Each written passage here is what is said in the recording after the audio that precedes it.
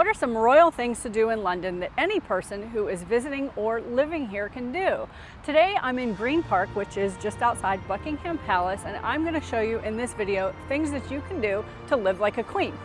Actually, it's just to show you what a royal's life is like. By the end of the video, you're probably still going to be a commoner just like me. And I'm Sunny, and this is the Sunny News, which shows you behind the scenes of London's food, life, events, and culture from an American's point of view. The activities I'm sharing with you are minimally a half day long, but some would be full days. But by the end of the video, I'm going to share royal things that you can do from where you are right now. First, you can visit a palace. The most obvious choice is Buckingham Palace. You can visit the 19 staterooms on a tour during the summer months. You want to check the website for date, times, and availability. It does change each year. Buckingham Palace has 775 rooms. It's one of the few working royal palaces in the world. You'll know if the Queen's actually there if her flag is flying. This is also where you can see changing of the guard. It takes place at 10:45 a.m. It takes about 45 minutes and it does change every day, so again, check the website and plan ahead. On the west side of Hyde Park, you'll find Kensington Palace.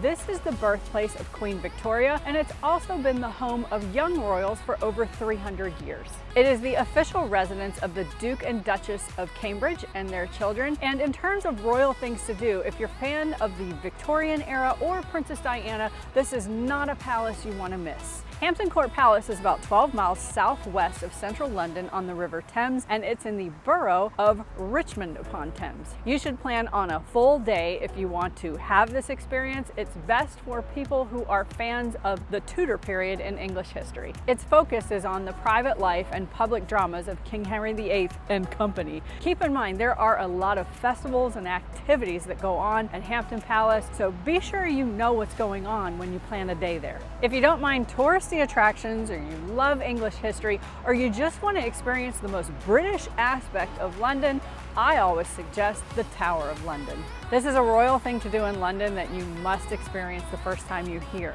It is an iconic castle, a secure fortress, a royal palace, and an infamous prison.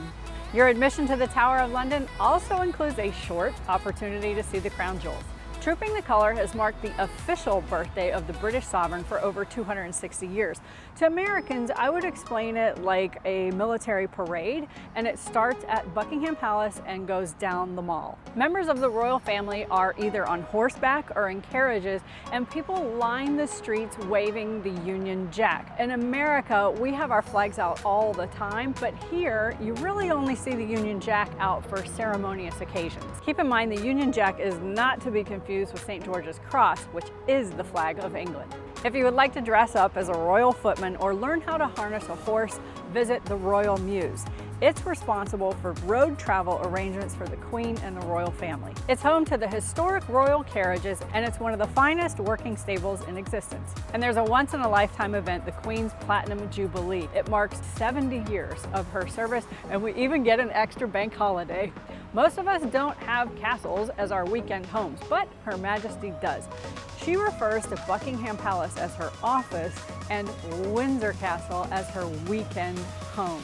This is an amazing place to visit, especially during the Christmas season. The original castle was built in the 11th century after the Norman invasion by William the Conqueror, and it is the Queen's main residence. It's in Berkshire outside of London, so it's definitely a day trip. In 1992, there was a fire that destroyed 115 rooms, and it was devastating to the Queen. You can also see the changing of the guard there. It's generally Tuesdays, Thursdays, and Saturdays. Now, I have friends that live in Windsor, and they swear that the changing of the guard experience is better there than at Buckingham Palace. I've been there on a Saturday and it was canceled. It's not a guarantee.